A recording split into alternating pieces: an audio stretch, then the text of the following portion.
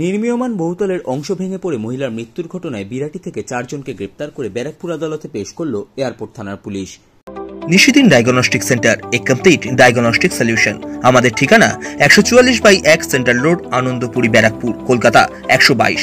আমাদের যোগাযোগ 9875338719। বিরাটিতে বহুতলের একাংশ ভেঙে পড়ে মহিলার মৃত্যুর ঘটনার সঙ্গে যুক্ত থাকার অভিযোগে গৌতম দে, সঞ্জীব কুমার সেন, সৌভিক মজুমদার ও অজয় প্যাটেল নামের 4 জনকে বিরাটি থেকে গ্রেপ্তার করে ব্যারাকপুর আদালতে পেশ করল এয়ারপোর্ট থানার পুলিশ।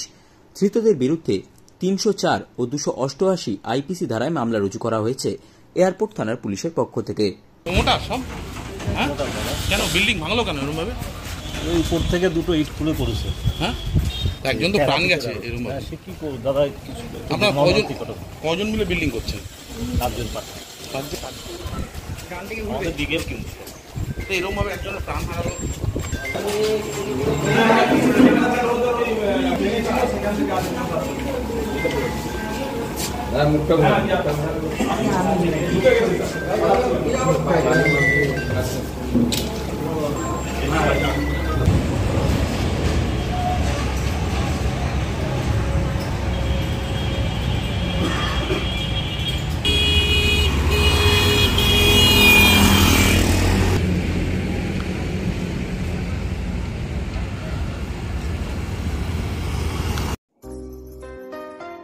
সাধ্যের মধ্যে স্বপ্নের ফ্ল্যাট খুঁজছেন?